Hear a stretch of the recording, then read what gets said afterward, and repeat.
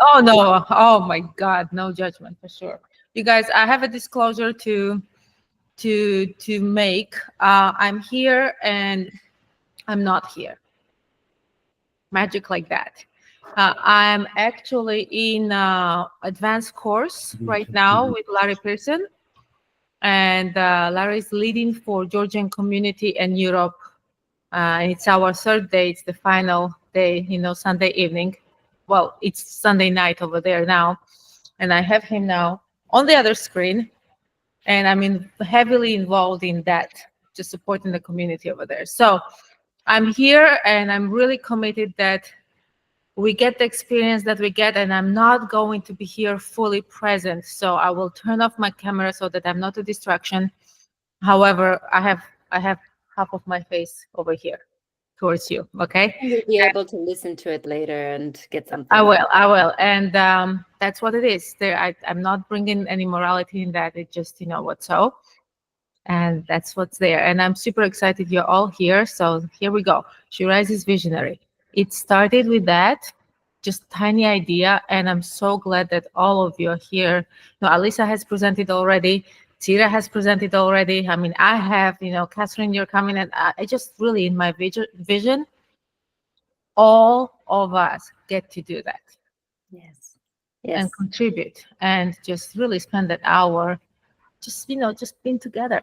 That's why we all have gifts that we bring to this world, and to have this capacity to now do this online from wherever we are in the world, it's amazing. Yeah. So, and Irma, if you can jump in, because there's going to be some exercises, and I hope that you'll have a pen and paper near and contribute if you can. Will do my best. Great. All right. And there. Okay, we have Richard as well. Catheryne and Barty. I don't know if you know Richard. Hi, Richard. So we have Richard. Catheryne is our beautiful presenter.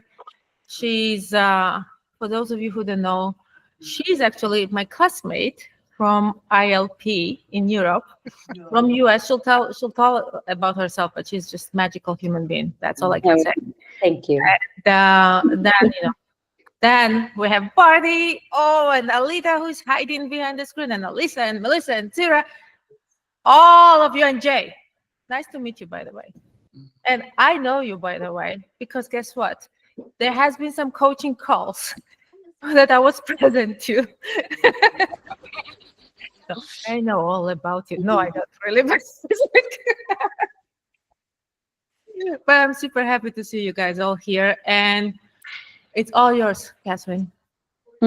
Thank you very much. I'm very pleased to be here. And for some of you who don't know this, actually, this is my second attempt because the first time I was on the train, I had everything planned.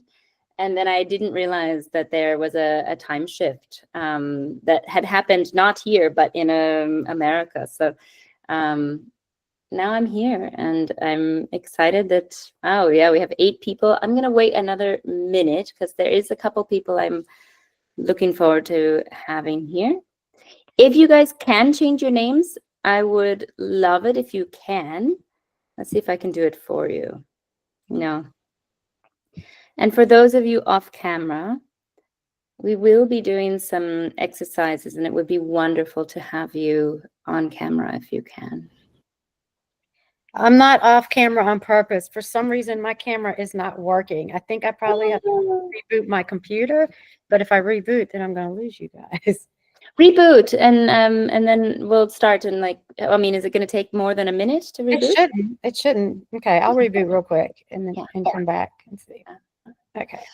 So I want to just share with you, gentlemen. Tim is gone. I have to say that this is equally important for men and women, and it's made for both men and women. And I didn't actually, because I was presenting to SheRises, I didn't make it for men in my wording.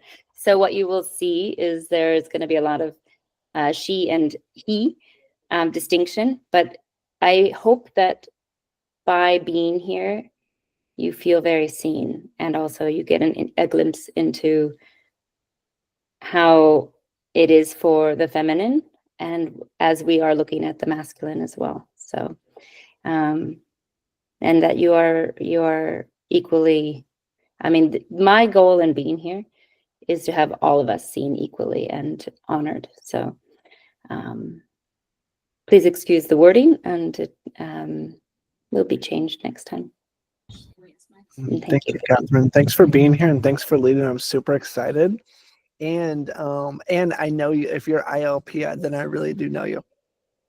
Okay. Yeah, I coach at ILP, LTP right now. When did you start coaching? This is the second time I've coached, and it was in the end of February. We have months left. We have 5 months left. I think I finished my ILP before then. Oh, cool. So yeah. Congrats. Yeah, thank you. Yeah. Thank you. And then it will not let me change my name. I wanted to be responsible for that. Okay. All right, Alicia, you can't change your name. That's okay.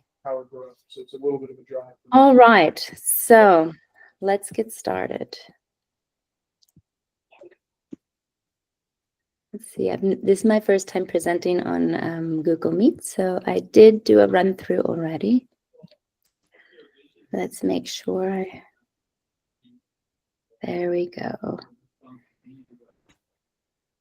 And oops. All right, we try it one more time. It worked. It did, but it's not in presenter mode. So one moment here. Question is, why was it in presenter mode before, and why is it not now? Hang in there with me.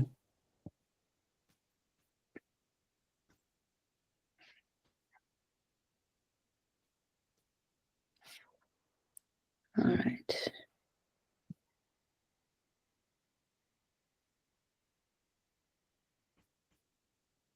Okay, and then, all right, something's going a little bit funny. Ah, there we go. Got it.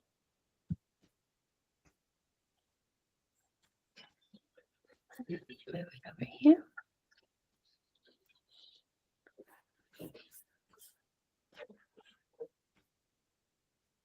All right, I think I'm good to go now again. Thanks for your patience.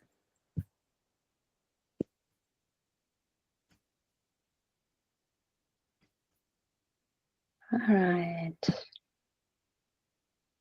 How does that look, folks? Great. So I'm going to start, whoops. I'm going to start with a little bit about who I am.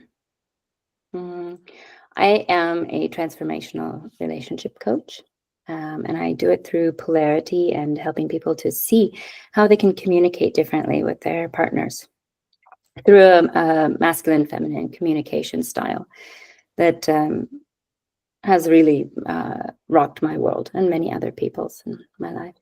And really, the core of it is I want to redefine how we are in relationship.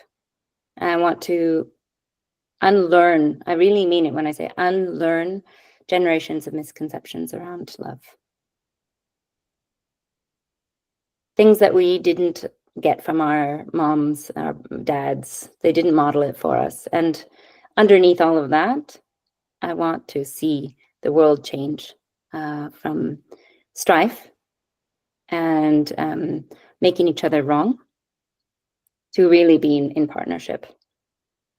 So we're going to really look at, look at who here, I can't see all of you for some reason now. Who here, can you raise your hand, is in partnership right now, has a partner? Okay. Who here is single? Okay. And thanks, Aletta. And then who's here in like a situationship or something in between? All right. Okay. Great. Thanks for your honesty. Please make sure you have a pen and paper nearby, because we will be doing some writing. Okay.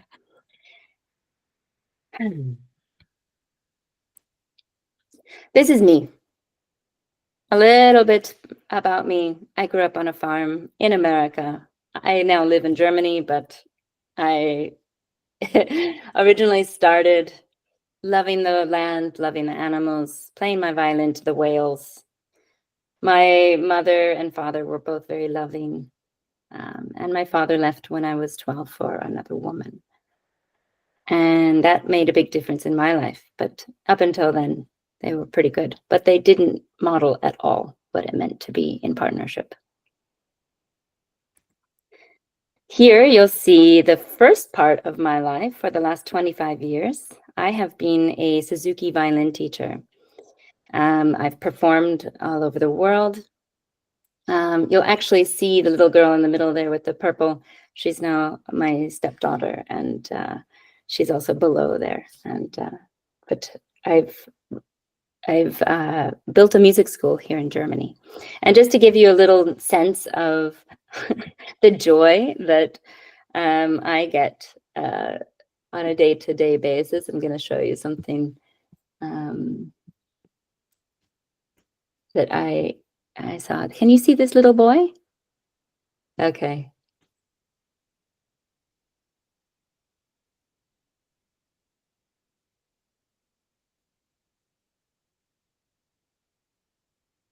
So his big sister has a violin, and he was not yet allowed to have a violin. So he decided he would make himself a violin.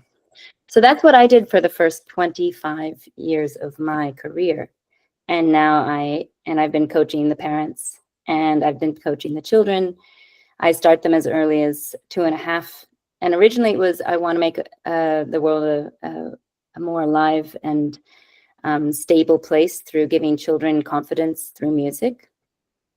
But then I realized that if I get children for 30 minutes in a week, and they go home to two parents who are warring, there's not a whole lot I can do. So that's why now I'm going into coaching for adults. So there was a time when I was happily doing music and really honing in on pulling the strings and tuning. I'm tuning in a different way with humans. So it's expanded. You'll see here, when I was about 25, I got married. Now, I will give you a little bit of a background. While I was here, I was in a relationship for 10 years. And unfortunately, it was a fairly sexless marriage, and it was, but it was very loving. Then I stopped that relationship, decided that I would, for the first time in my life, fuck around, and ended up marrying the second person that I went out on a date with. And that ended up also being a fairly sexless marriage. And it's funny because I wasn't going to get married, but this man really changed my mind. And I got married, like most of us, to stay married. I actually have a tattoo on my hand because I take it very, very, very seriously. And then after 7 years of being married, he said, "I'm sorry, I need more than one woman. I would like to open our marriage. What do you think about that?" And I did everything I could to try to understand what that meant. I went to a specialist that is a counselor of opening marriages, and I read all the books on how to do that. And I just couldn't do it. And I realized that for a really long time, my marriage actually hadn't been healthy anymore. And it broke me because this meant the end of my marriage that I was never going to have. And the funny thing is, I actually had studied relationships for the 10 years that I was with my previous partner. And I thought, okay, I think I got it for this next one. And then that one fell apart, and both of them were sexless, and just went like this. And I'm thinking, what is going on? And that's when I hit rock bottom. 2020, I moved out from living with my husband. And I vowed on this day, and I literally took this photo in front, sitting on my floor, because I wanted to remember this vow to myself that I will never be in a relationship again like these past two. Things stop here. I am going to make a difference in what kind of relationships I have in my future. At that time, I didn't want one, but I started to look at what had gone wrong. Who had I been to really make this marriage fail? I not wasted, but I gave away 17 years of my life. And I really wanted to get to the bottom of what made me choose this partner. What was our downfall? So I did a lot of deep diving. I said never again, and I threw myself into healing and digging and learning and crying and therapy and books and seminars and podcasts and workshops, and including throwing myself in a freezing cold river in December just so I could scream it out. It's a good excuse, by the way, to scream. And I then studied men for 2 years. And I interviewed all the ones that I felt were the healthiest. I made lists of what I saw was the themes between all these healthy men. I went on over 30 dates in a year, not for sex, just to see who am I in the presence of these wonderful men. And what I was coming from was men are not so great, to understanding actually men are fantastic human beings, and we don't honor them as women. We have this kind of patriarchy thing going on, and it doesn't serve anyone. And so I started to really just investigate, who are men and what are they to me? And I started to use who am I attracting as like a mirror of who am I being. And the question I really had was, did they change? Like the type of human change depending on how I was showing up? And the true answer is absolutely. And so then I started going into healing. I started exercising every day. I picked up hobbies. I went out in nature. I loved dressing up and making myself feel beautiful. I save birds whenever I find them. They always find me, actually. I got a dog.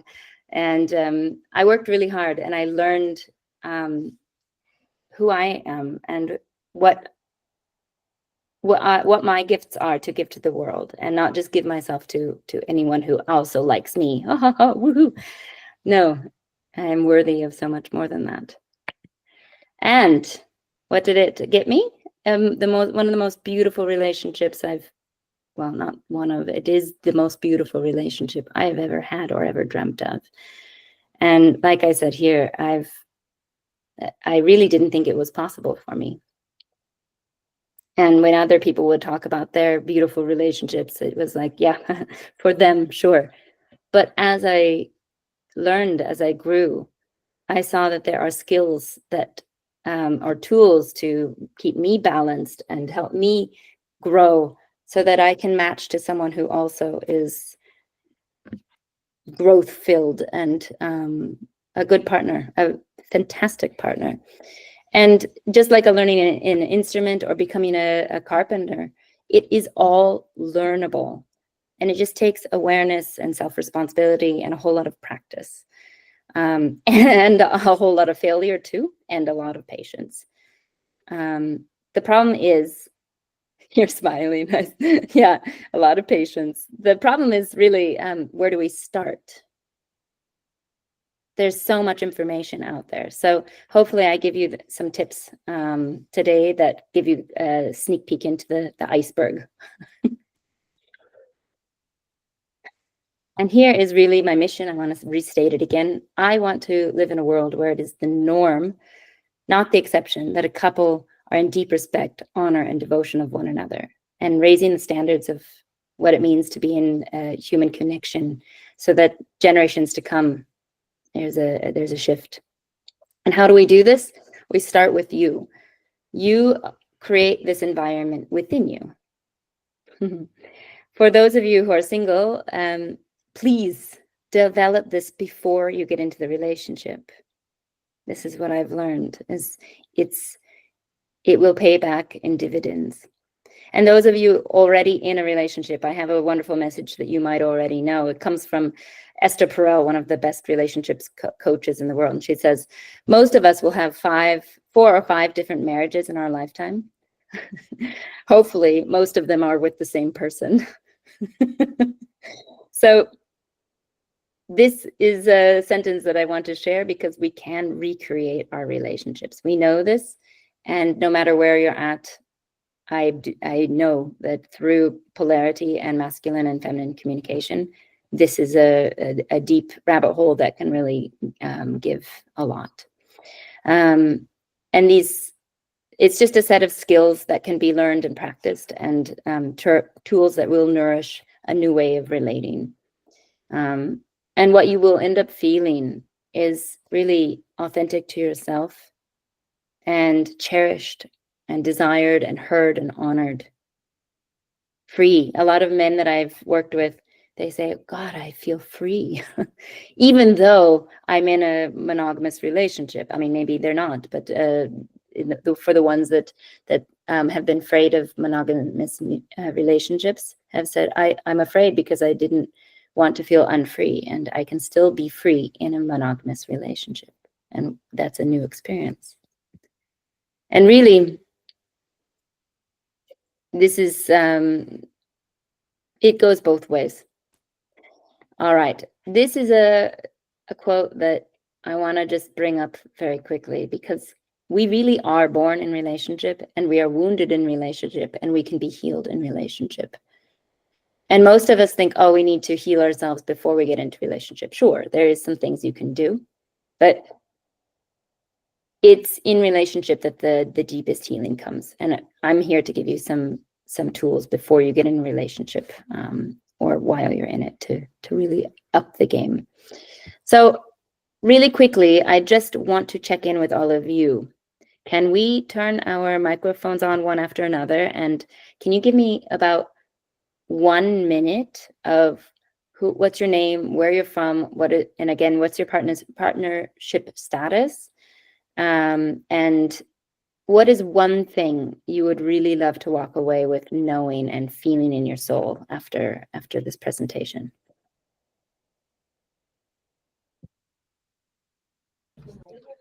Hello, everyone. My name is Richard Kosmeyer, and I'm in St. Louis, Missouri, in the United States of America. And I'm single, and I'm dating right now. And I've been dating for 2 years. And I just shifted to dating extraordinary people. And that's even tougher. Yes, it is. And yeah, my experience of it recently is, okay, this is like too real, and I have a fear of getting hurt and hurting others. Like it's both in there. And then run, ditch everything and run. And that's been my experience. That, and a lot of times too, when we get to connect and be real, they're so great too. I'll say that. And we get to be honest with each other deeper than I ever have been with another person. And what's really cool about that is I really have the experience of being too much for others, you know, and I have it in my mind, like, am I, what's wrong with me? And in my experience lately, it's been like nothing, you know, like accepted and all of that. So I really do like that. And it's getting like, at sometimes like too real. So what I'm hoping to get out of this is to be with myself, with whatever I'm thinking and feeling, and to be with them wherever they're at, thinking and feeling, whatever comes up, and then also staying connected to what we're committed to. And it's just taking me out and I'm coming back in. It's taking me out and I'm coming back in, and and that muscle's not there. So the muscle that like when things get tough, don't run. Stay in it. Yeah, like not even because I would say run, not even from like but like even from like what's actually going on. Like I'll avoid it. Like what I know to do is start another company and coach someone else new. I'm too busy. This is like I have this going good. So I would say like where it is now is to like really be present. Yeah, this is the coaching I got yesterday. Being present, so not future tripping, if you can imagine, and then also trusting. My higher power, them, me, like trusting all of it. Yeah, if you could give me that, I'd be grateful. Thank you. Great. Thank you very much, Richard. Yeah, you're welcome. All right. I have a note here from Alicia. Alyssa, I hope I'm saying your name right. You say that you're not able to speak freely, but you're from Washington and you're married, but it's not a partnership. Okay. So thank you for sharing. Would anyone else like to share?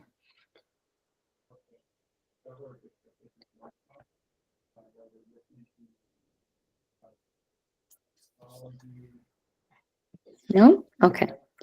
So we're going to go back into this.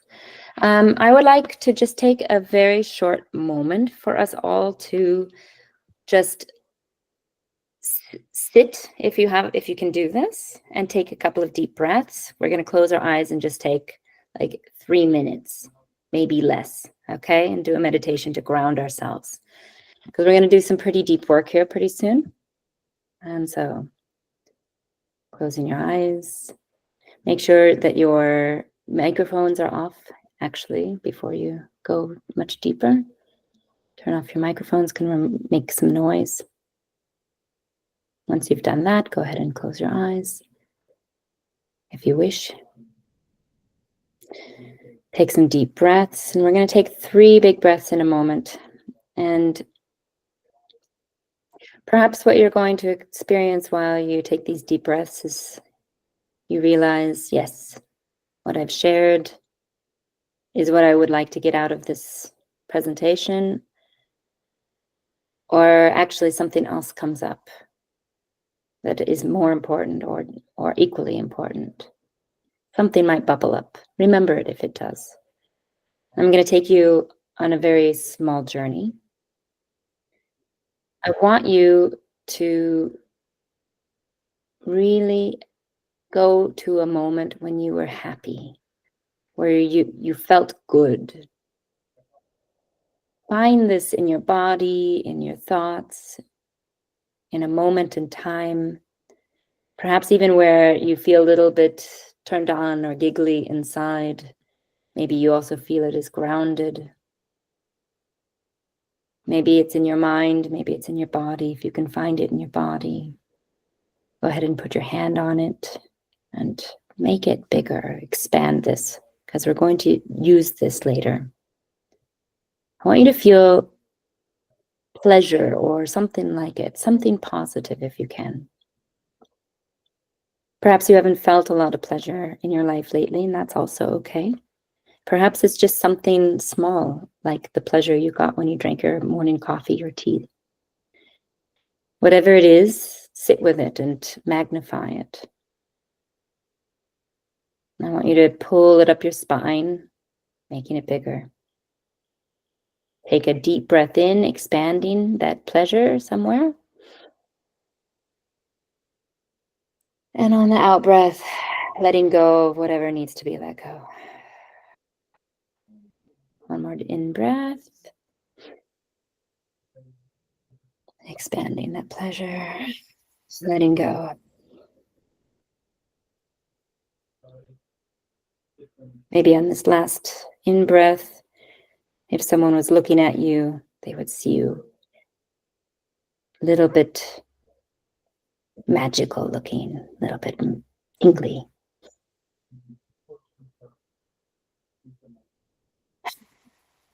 Letting go. Great. Coming back to here.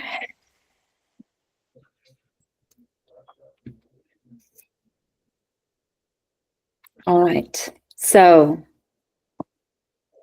what is masculine, feminine communication and polarity? I cannot see all of you, but who here already knows a little bit about this? Can you raise your digital hand? Okay. Who here knows a lot about this? Okay. Who here knows nothing about this? Okay, great. So we're going to start. Okay, great. Thank you. We're going to start a little bit with some housekeeping. Okay, we're going to actually look at, I'm going to say masculine and feminine, and I'm going to say woman and man, but really this has nothing to do with gender. It has nothing to do with identity, sexual orientation. It works for everyone. It works for heterosexual. It works for whatever you identify by. So for simplicity's sake, I will be speaking in terms of man and woman and heterosexual. Please, I hope you understand, because I only have 50 minutes, and I will be taking questions at the end and comments. So I hope that you can bear with me as I make it very simple. There are also a lot, I'm going to be stereotyping quite a bit, okay? Because there is a reason for stereotypes. You know, women do tend to be more this way. Men do tend to be more that way. Okay, so we will be doing a lot of generalizations today, and that there are nuances beyond nuances, and please keep this in mind as we go through. So I will say from personal experience, I actually used to be I used to identify as a very masculine woman. When I would read the books that say, yes, men do this and women do that, my ex-boyfriend for 10 years was the woman and I was the man. And I thought that I was a masculine woman. And actually, as I've healed a lot of parts in me, I'm actually quite feminine, and I like being more feminine. I have a very well-developed masculine, and it comes in handy quite often. And but there's, you know, you might identify, there's going to be a scale, and we're going to look at that in a moment. You might identify as one, and you might find that as you shift and grow and heal some parts, you might change that like I did. So we're going to really quickly look at, one moment, what is polarity? Okay. So we are all on a scale, whether you are heterosexual or not, a woman or a man, we are all on this line. Okay. Now, many of you, especially if you've been in a more modern relationship where it says, yes, we are all equal. Yes, a man is the same as a woman and a woman is the same as a man. You might both be somewhat around here, okay? That is not polarity. Polarity is really, we'll go a little bit more into that, but I want you to think of it like if you are here, you will attract the opposite. So someone around here, okay? And if you really are, you enjoy having, you know, you take out the dead rats out of the the rat trap as often as he does or she does. If you enjoy this, then great. Then you're going to have something very much like a friendship, and it's going to be quite beautiful and has its own aspects. But if you want something where you feel alive in your feminine way or your masculine way, you're probably going to want to to develop yourself somewhere over here. But if you do that, you're going to end up getting someone more over here. I hope this kind of makes sense. So wherever you are, you will attract or get from your partner or your boyfriends, girlfriends, the opposite. I want to just really quickly ask, does anyone have any questions about that or comments? And just go ahead and turn on your microphone, because unfortunately I can't see you. I see two of you and that's it. Hey, Catheryne, too, I just want to be responsible for this. Eli is on the call, too. This is Eli. Hi, Eli. Welcome. He just joined. Well, I'm very happy to have you, Eli. Thank you for being here. And you can also feel free to jump in and ask any questions or comments. Okay. All right. So no one's has anything, so I will keep going. All right. Very quickly, I want to share that we are in a world where we go, yes, men and women are the same. You know, we should have equal rights. We should have equal everything. I agree. We should have equal rights, but we are not the same. If you actually look at the Baha'i religion, they have a wonderful sentence that says, a man and a woman is like two wings on a bird. And they are different and equally important, but both very different. And my goal in this presentation is to share with you, these are wonderful differences and should be honored and cherished. So one of the things that I want to just highlight for just a chemical hormonal difference sake is that we are physiologically different. We already know that, but on a chemical way as well, which means we actually act differently as well. We have different ways of thinking and acting. So, for example, a man tends to be more what we call single focused. So what you might notice, men, is that you will go into the refrigerator looking for mayonnaise, and you can't find it. And the moment you ask your girlfriend, wife, she's like, it's right in front of you. And it's not a problem. It's actually just, it's physiologically, we scan back in the old, tiger days. A man was out looking for a wildebeest, and he looked for a wildebeest. A woman was out looking for berries and anything else that was possible to gather. And so we are more diverse oriented. So this is a physiological science-based difference. And what I see is that often we make each other wrong for not being like each other. But a lot of women say, oh, or not say, they believe that men are like hairy women, and they're not. We should honor that we're different. And, for example, a lot of women will complain that, when I brought him coffee in the office, he looked annoyed. And okay, do we demonize that? No, there's actually good reason why there's annoyance, or we think and do things differently. And unfortunately, I won't be able to go into all of these today, but if you wanted to go deeper into how do you honor these differences and not get confronted when he forgets your birthday, or we just keep going on and on as women and talking. Like, why do we do that? It's called a Meadow report, according to Alison Armstrong. It's actually a good sign when a woman is telling you all about her day, and this happened and that thing happened, and it drives you crazy, right? And there's also ways to be responsible on both sides. So the first step is really, so I want to just speak to the women for a moment. And men, I hope you can feel this in your soul. Tell me how this lands for you. The one thing that I really want to start this polarity talk with, as we go deeper, is that as we shift our way of thinking towards each other, we will start attracting different things from our partners or from as we're dating. So a woman, for example, I want you, woman, to give up the right to be right. I cannot stress that enough. Please put your sword down.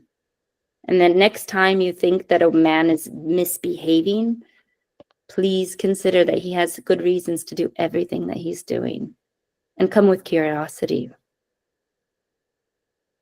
He has a reason for what he's doing. And rather than that, there is no other way. Please tell me if I'm wrong, men, but there's no other way to turn a man off faster and make him feel unfree than to come with judgment and blame. You didn't take the trash out again. What is wrong with you? I have to do all the things, right? And if we come with blame and opposition and judgment, it's already spiraling down. But if we could come with appreciation, not from a manipulation point of view, but appreciation, there's a difference, and we would actually start showing up in our feminine much more, and we would be honoring you as the kings that you are. And these are things that our parents never taught us because they were probably doing this, at least most of them. Mine did. And I'm not saying that, I'm not excusing bad behavior ever from either a man or a woman, but I want you to just, I want to urge you to try something. Just put your swords down and again, come with curiosity. And women, I want to also just speak to you for a second. It's never been a harder time to be a man. Men, for the most part, tell me if I'm wrong, men, you did not grow up probably learning how to be a man from other men. Perhaps your father was not there. Perhaps he was not a good role model. Maybe he was, but you probably learned how to be a man from another woman, from your mother, from your neighbor, from your nanny, from your female teacher. And what that does is it actually sets you men up for a lot of hardship, because what you do is you learn to be gentlemen through the eyes of women. You should get the door because that's what a good man does. But it doesn't come from your authentic being, and we can feel that. And it doesn't work for you, and it doesn't work for us. We need to feel that you are doing it from here, because we don't want a good little boy. We want men who are watching and are present, not doing what they were told to do, because, you know, that's not sexy. So women, give men a break. Men, I urge you, if you haven't done it already, go be with other men. The beautiful thing.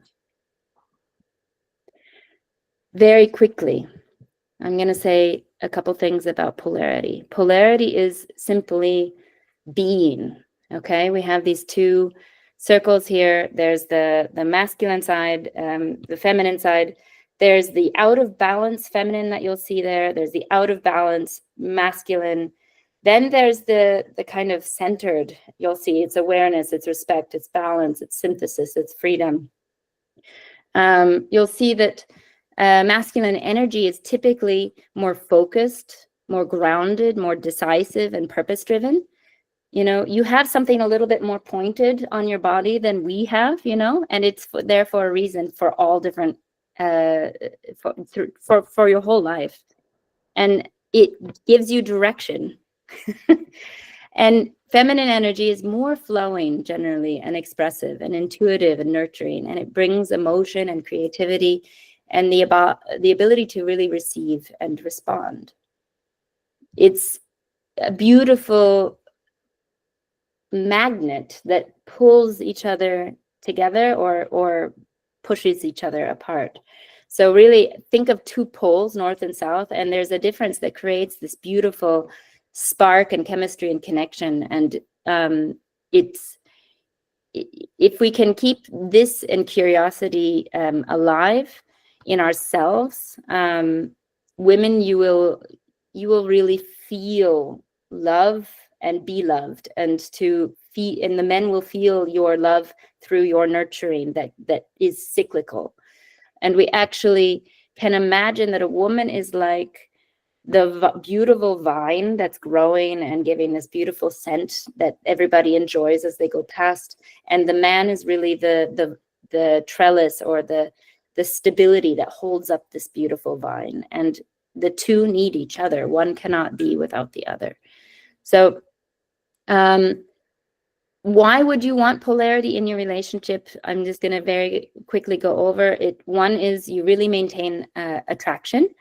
There's a sexual and emotional chemistry, and without it, you couldn't feel a bit more like roommates or friendships. You foster deep connection, so you feel seen, you feel heard, you feel free. There's not this negotiating or competition that becomes sameness, or when women go into more of their masculine, what it kind of feels like for a lot of men, if you really go down into it, it feels like being with another man. And I don't think that's what you want, unless that's, what you're attracted to. And, in modern day life, we are told that women need to be strong, women need to be self-sufficient. Absolutely, we do. This doesn't replace that. However, there is, that's where polarity comes in, and it teaches you can be that and be wherever you are on this spectrum, and that will feel authentic and beautiful to you, and your partner will match you. Polarity also creates harmony. There's this, if you think of two people dancing, there's one person always leading and there's one person always following, and it takes both. You can't have both doing the same role. It also creates a lot of flow and growth. We can amplify each other's strengths rather than dulling them or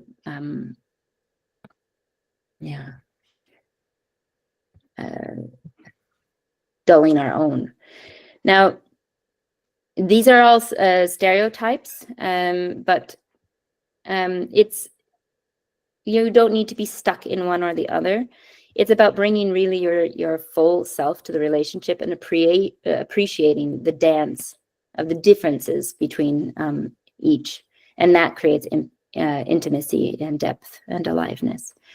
And just quickly, I will say a little bit on the masculine feminine communication, because we won't go as deeply into that. The masculine feminine communication is more about doing. Okay, I'll re-say the polarity is more about being, and the masculine feminine communication is more about doing. So how do we honor each other from a day-to-day basis? How can we speak to each other so that we honor what that other person needs to feel in their feminine or feel in their masculine?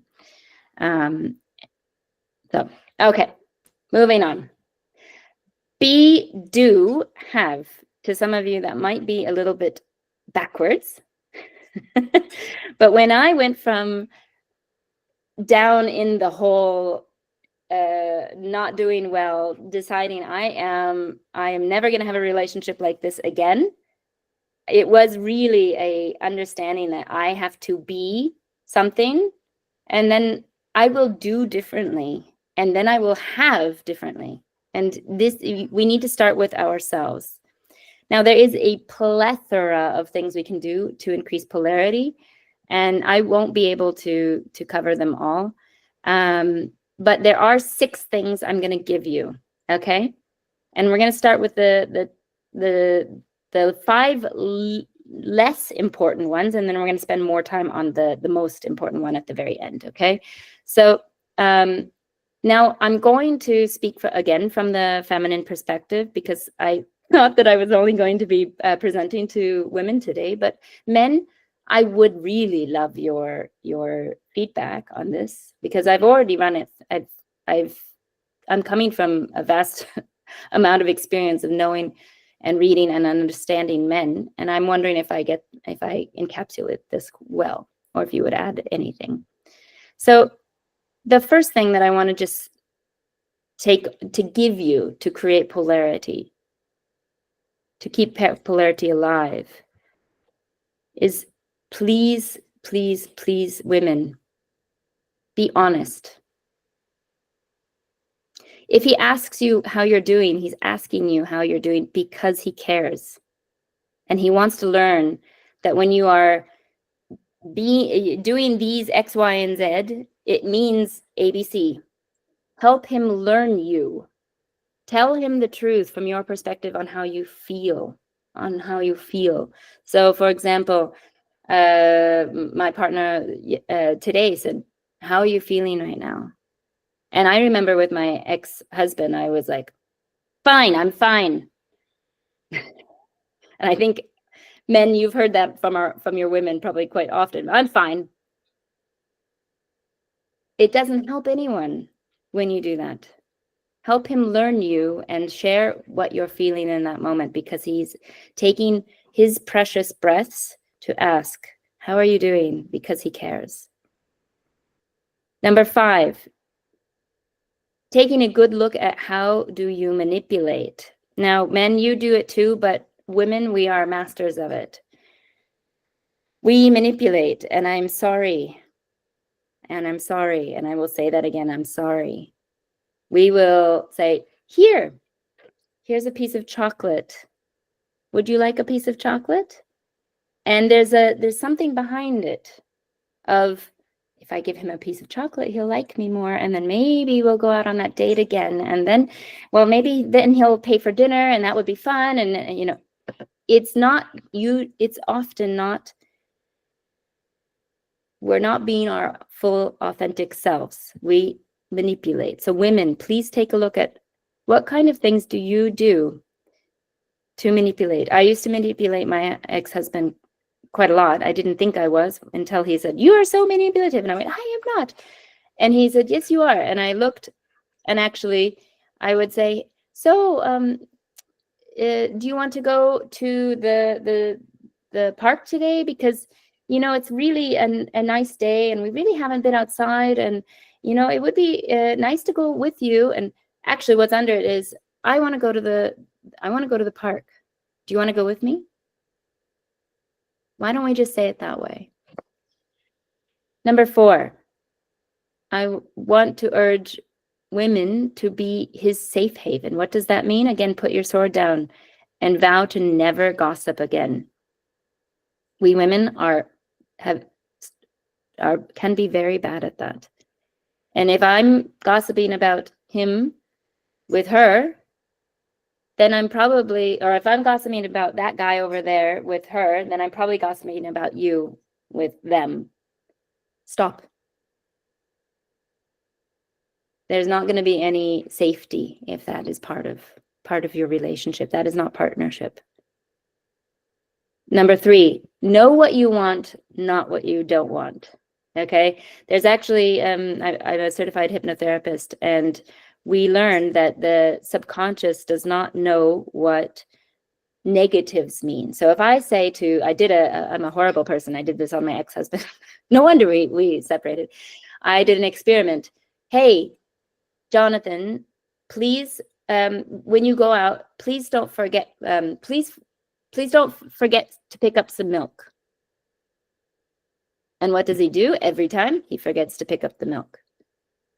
But when I would say, "Hey, will you remember to pick up the milk?" almost every time he would remember to pick up the milk. So women, we are often going much deeper into that, and we're saying, "I don't like it.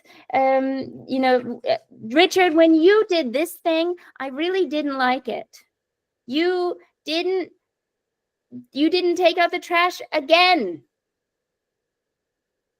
And okay, well then what do you want?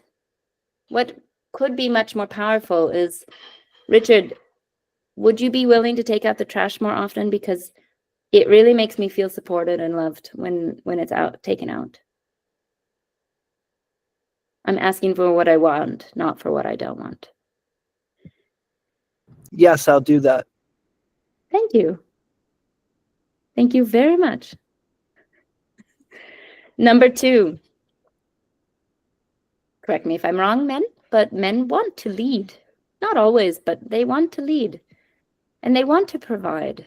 They want to feel, you want to feel like you are contributing something to our lives, that you have a purpose. And women, we are so like, oh, no, I can do it myself. No, I'm good. And it doesn't give you a space to really show up as that knight in shining armor. And then what we do is we start to kind of take off your balls, so to speak, by mothering you and saying, hey, no, I'll do it myself. But here's a list, by the way, of things that I want you to do. And if you don't do it, then I'm, the speech behind it is I'm going to punish you if you don't do this list. And this is mothering. This is not allowing a man to lead. This is taking away his freedom. And so if we can really, as women, allow a man to lead, this takes a really big makes a really big difference, and takes we don't want to take away his agency, and it flips polarity almost immediately. Okay, so if, for example, just like you just did, Richard, I said, hey, would you be willing to take out the trash? It really makes me feel loved and supported in the household. And you said, yes, I can do that.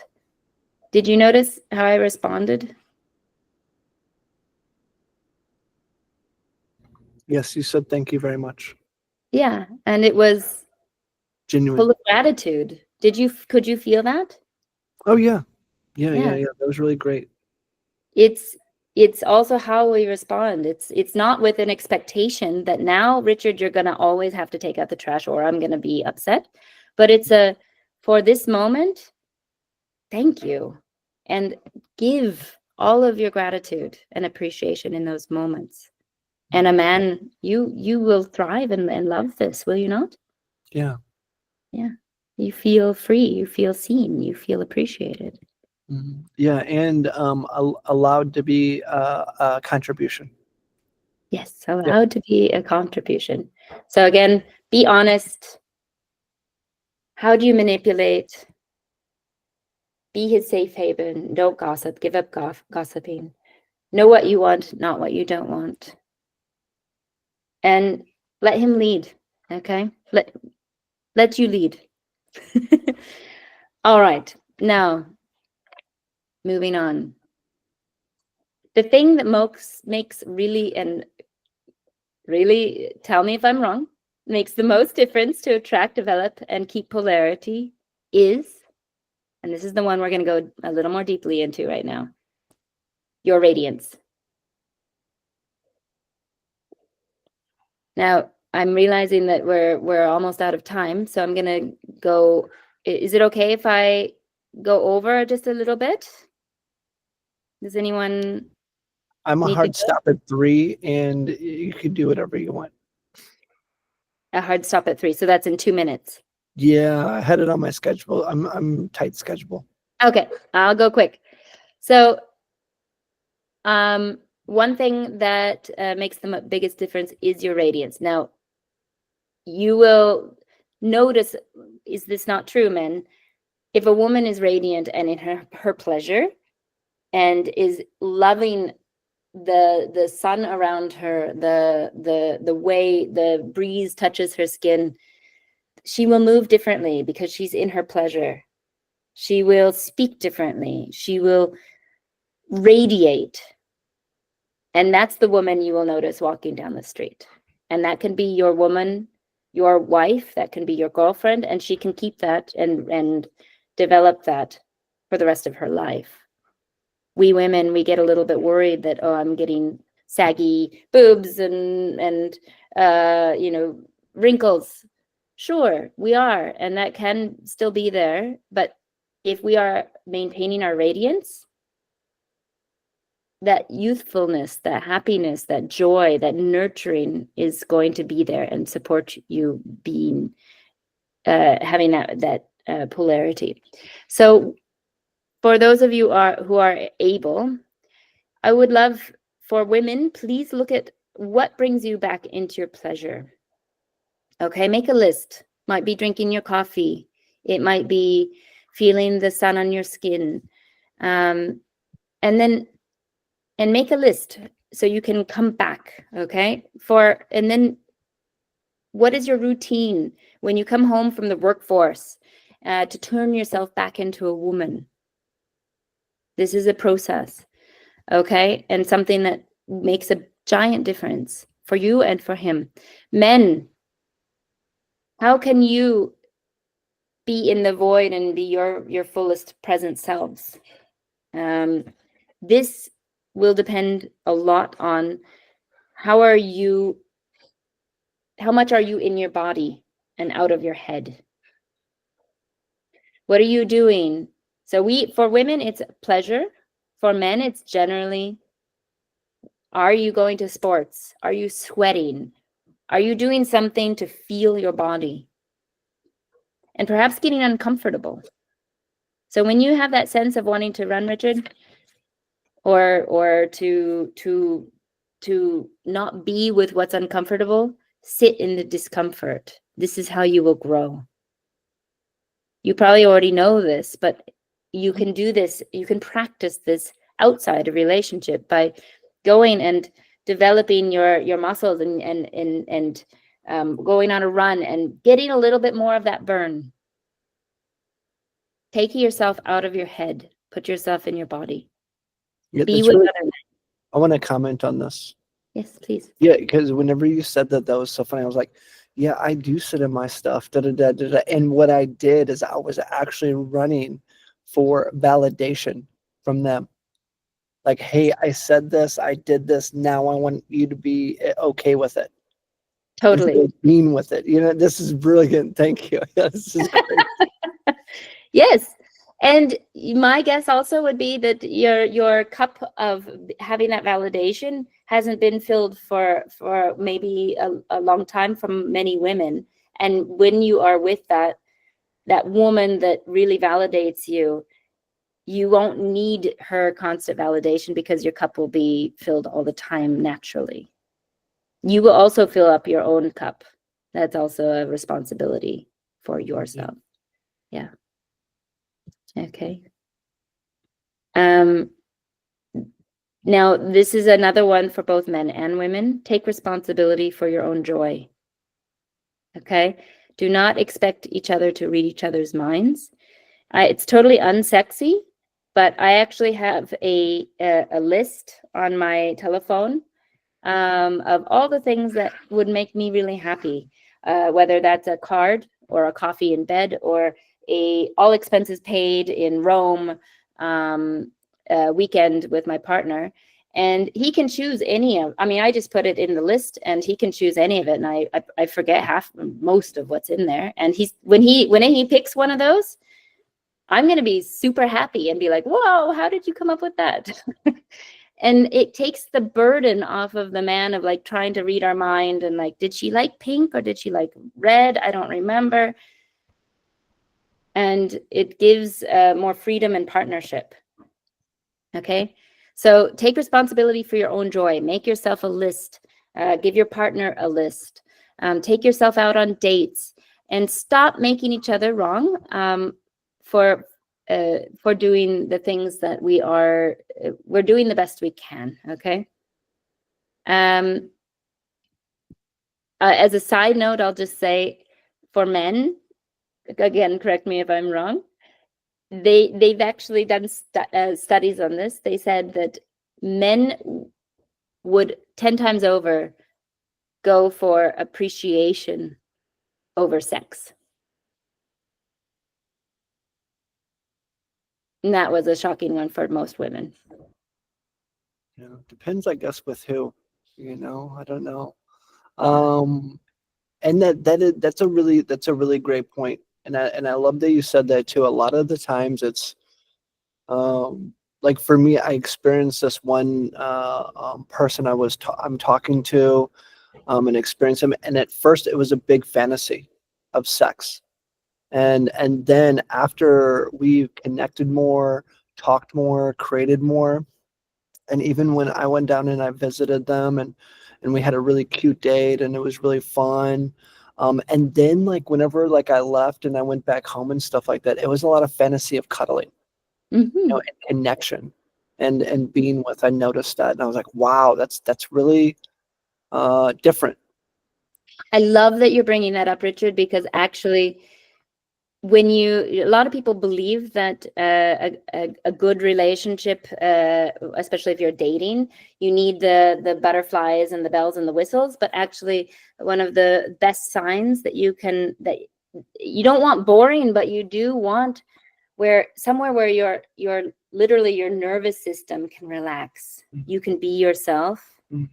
And sure, sex would be awesome, but you're not clamoring for that. There is a sense of safety and you get to just be. Yeah. I was like, there's not enough butterflies. That's how I know they're not the one.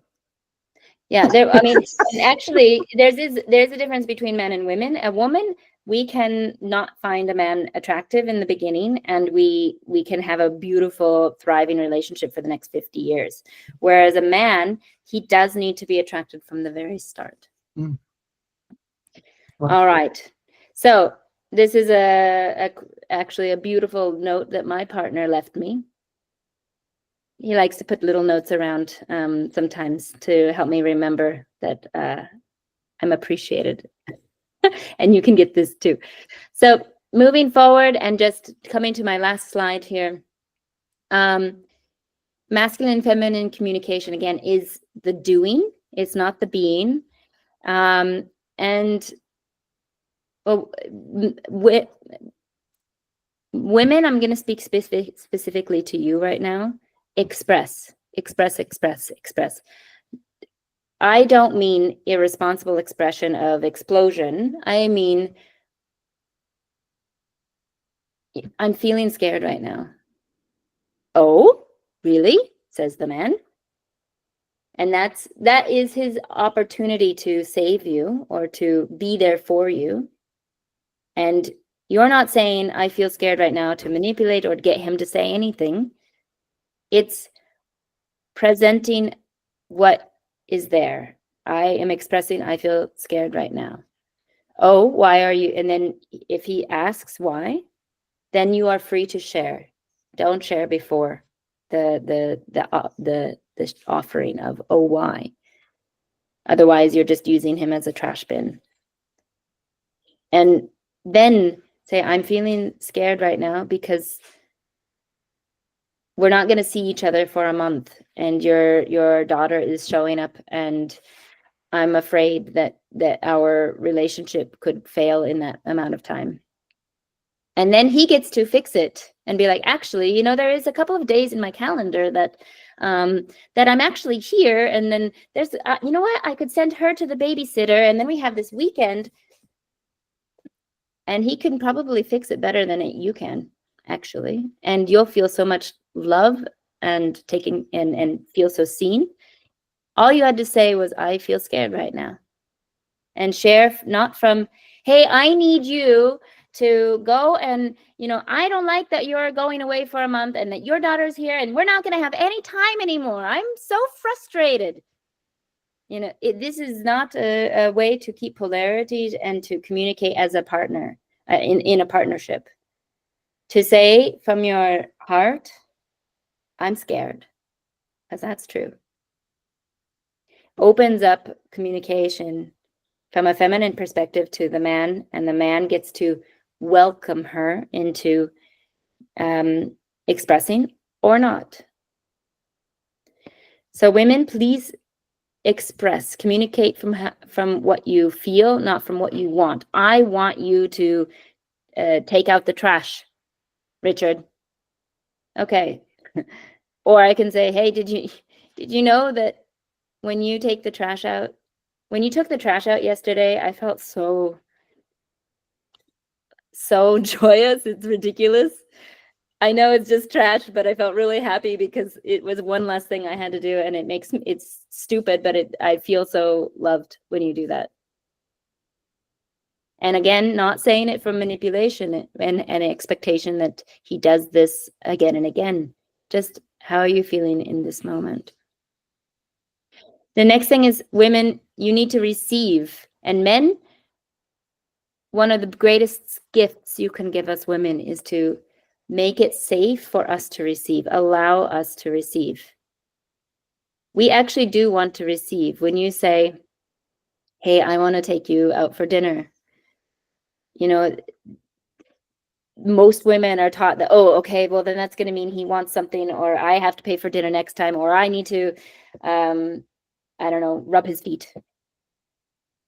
But if you can make it a safe space to say, hey, I want to take you out for dinner tomorrow, and have her just go, thank you. I'd love that.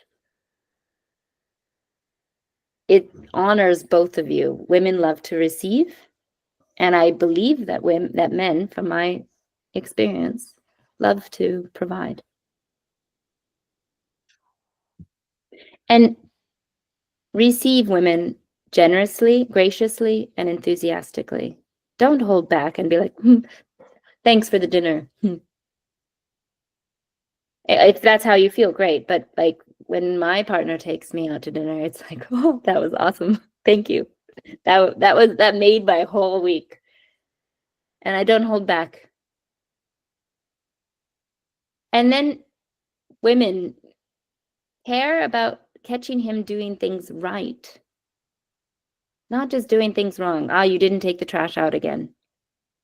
Hey, Richard, when you took that trash out, it was awesome. Thank you, thank you, thank you, thank you. Catch him doing the things right. And honor that. And really give space to what is beautiful and working. Now, on my last slide here, I will just say,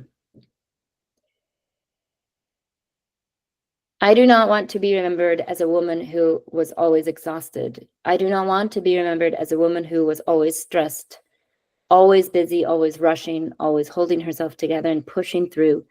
I would like to be remembered as a relaxed woman, a compassionate woman, a curious, joyful, pleasure-loving woman, a woman who works hard and rests deeply, who loves fiercely and lives peacefully, a woman who knows her worth and her power, who accepts her imperfections and her vulnerabilities, who embraces her limitations and her possibilities, a woman who laughs and cries and aches and loves and is enchanted by the mess and magic and mundaneness of this beautiful, shimmering life.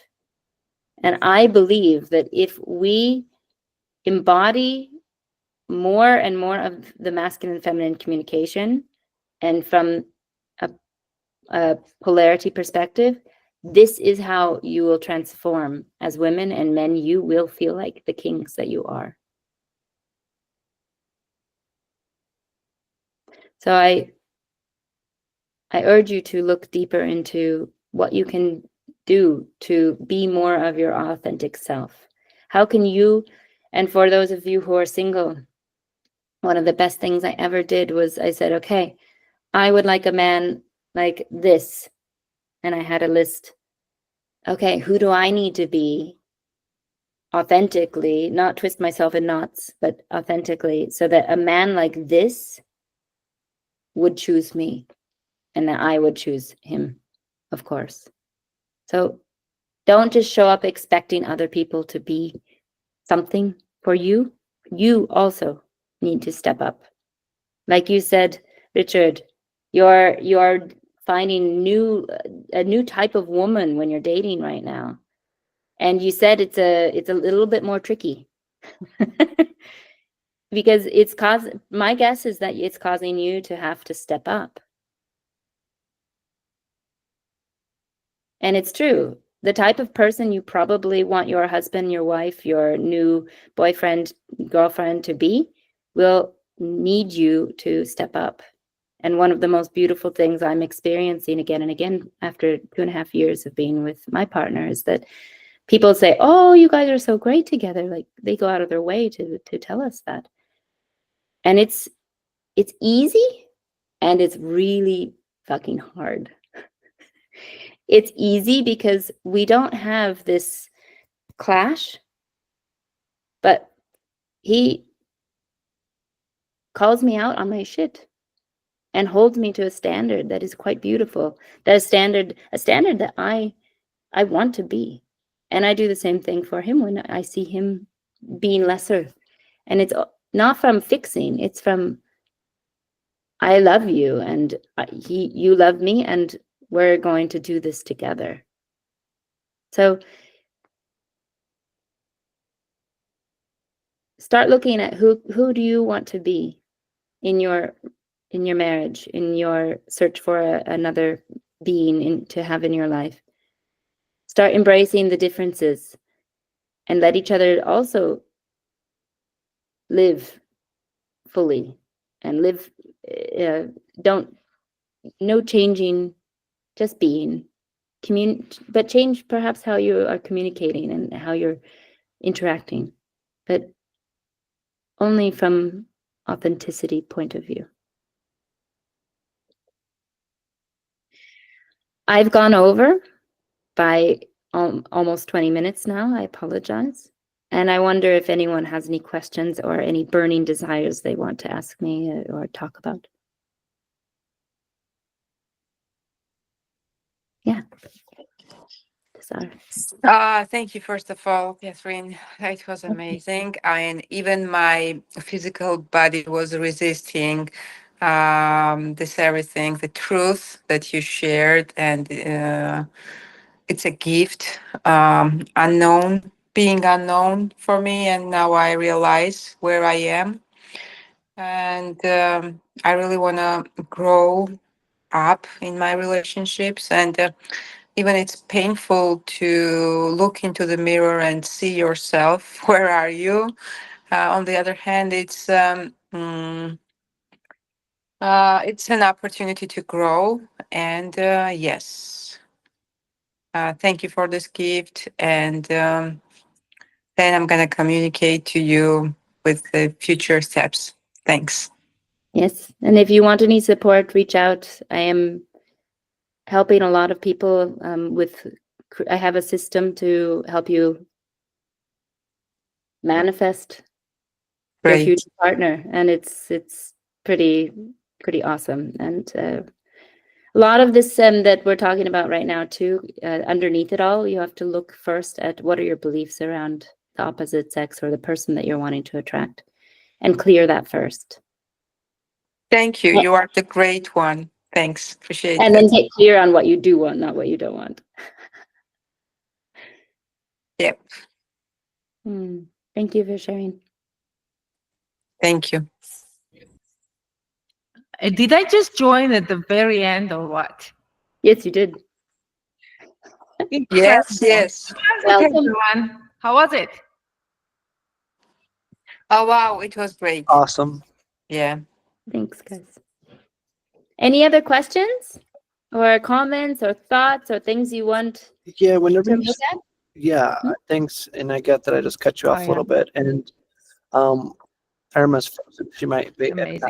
take responsibility for Oh that my right now. goodness. And I just wanted to say too, you said you had a program or a process to manifest I do. the one. And is this like a book or a course that you sell or coaching? We would be doing coaching. We would be doing it over about a 3-month process.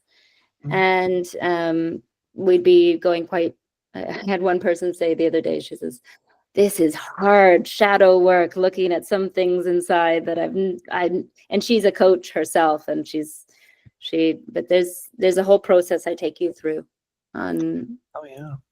how to become the partner and how to manifest the partner and how to get out and date. How do you date? Not properly, but how do you date well? Yeah. I coach other people on how to coach, and I was Yeah. Some of the things that you said in here was really, really fun to look at. And some of it like, wow, okay, I do that. That's the cool thing about coaching is people can see you better than you can see yourself. Yeah. It's really cool. Yeah. So if you would, drop a link in the post on Sure. Facebook or something like that. I'd love to look at it and check it out. I'll do that, and it's better probably that we just talk. So if you could, I'll connect you great.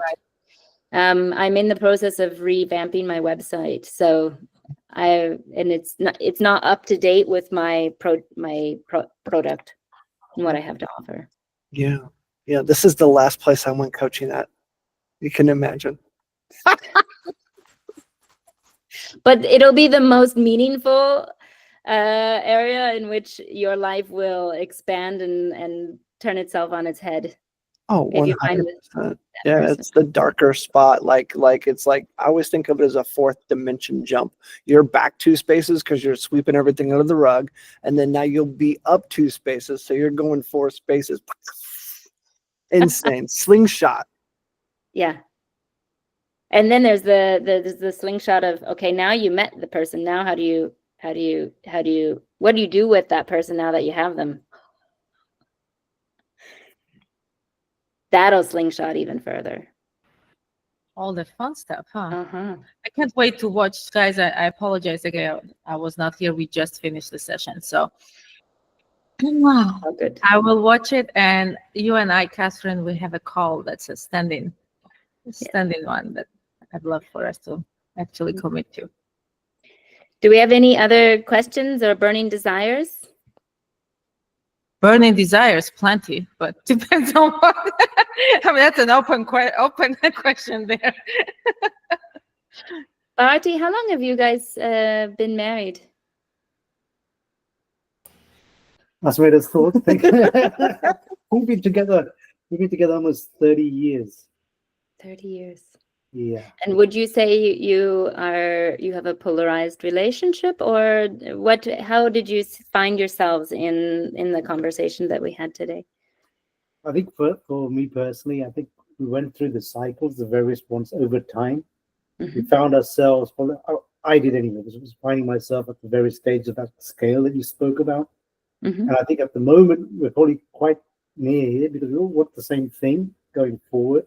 But there's a lot of stuff in history that's holding us further apart.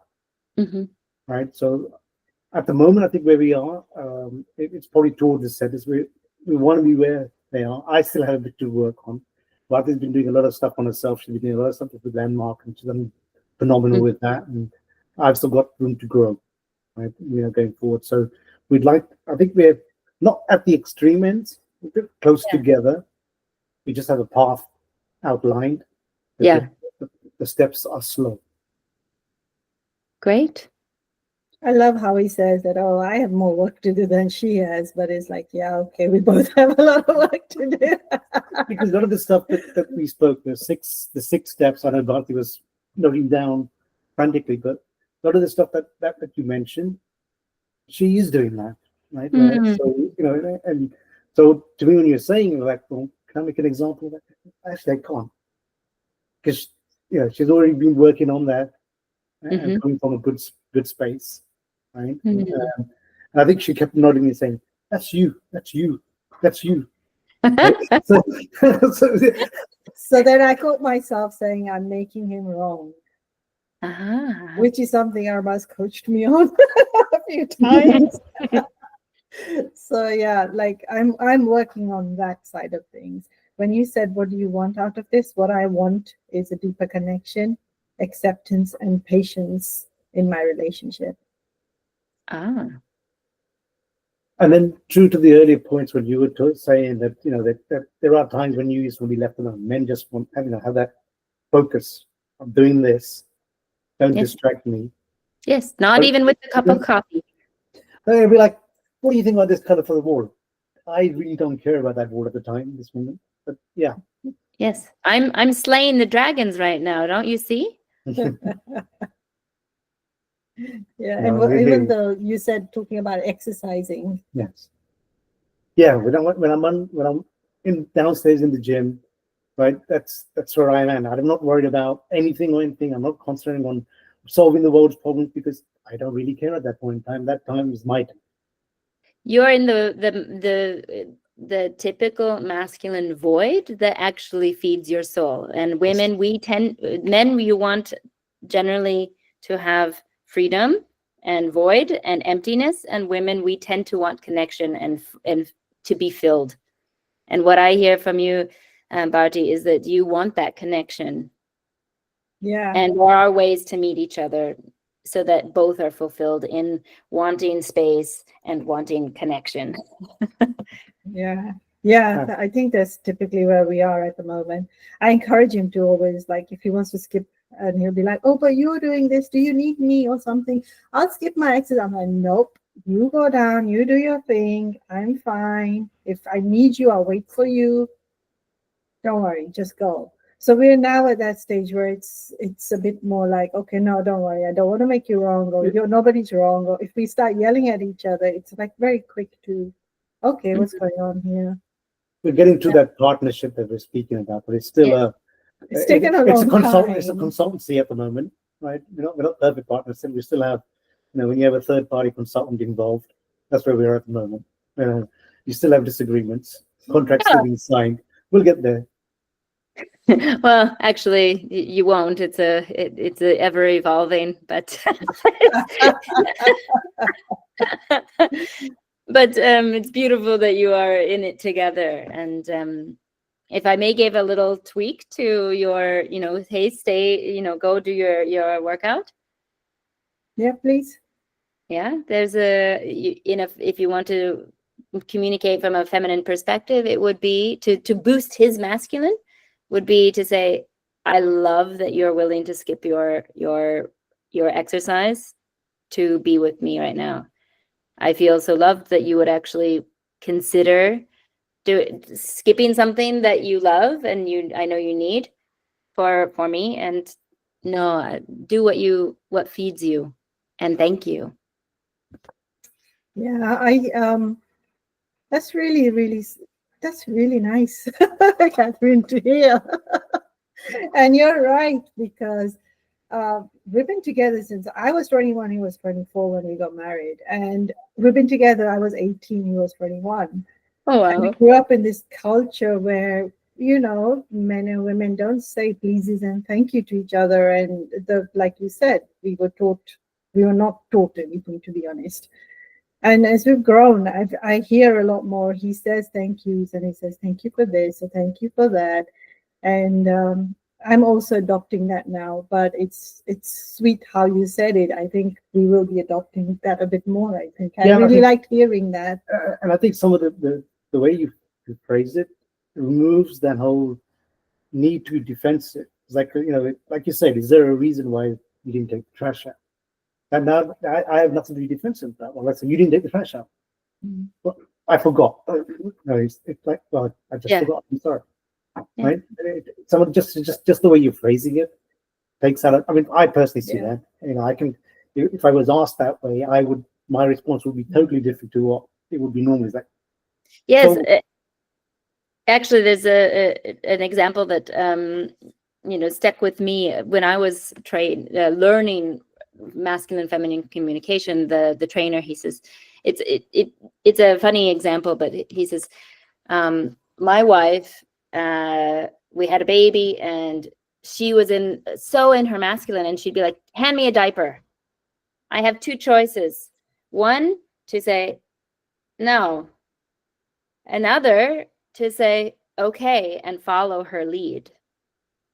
And it makes me feel a little bit smaller.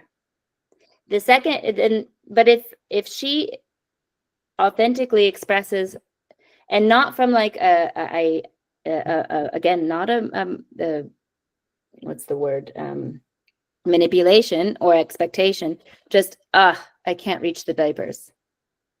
Then he gets to be like, dun, dun, dun, I got the diapers, here you go. And he gets to choose to give her the diapers or not. It's up to him. And, if you express from the perspective, women, from like, I can't, I can't open the pickle jar. Then there is I feel so taken care of, actually, when he reaches over and goes, oh, here. And he feels like, yeah. It's just a pickle jar, but it makes a difference. And I'm using these little examples because these are the little day-to-day things that make the difference. You don't have to go around saying thank you, thank you, thank you, but you can express from a different perspective that changes the way you relate in partnership together.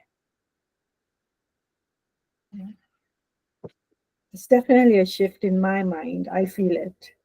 The whole, what you're trying to say when we're in our masculine. Because there are times when I'm just like, oh. Just when she has me in a headlock. That's You could even be like, these freaking pickle jars. You Oh, you're not can. freaking pickle jars, freaking you. freaking yeah. you this, freaking you that, as opposed to it's the pickle jar, it's not you. You've closed You've it too tightened it tight up, yes. tight or something, as opposed to, oh, this pickle jar is too tight. So there's definitely a shift for me about being in my masculine to Thank you. getting out of that. So thank you. I appreciate that coaching. You're welcome. Hope it helps. So we have Adalberto, Alisa. Alita was on camera at some point. Melissa left. I saw. I mean, Richard left. I can't. I mean, that just even just this is like giving me a little bit of like reaction, almost like, wow, yes, I'm definitely on that other side of masculine energy. For sure. Yeah. Most of us are, because we're taught to be strong, independent, direct. But I see you, Catheryne, and I see even the way your demeanor and the way you talk is different. Yeah, and it's different from when we met. It's things that I've learned. It's tools that actually everyone can learn, and it makes a giant difference in how I feel as a woman and how he feels as a man. Yeah. Incredible. Yeah.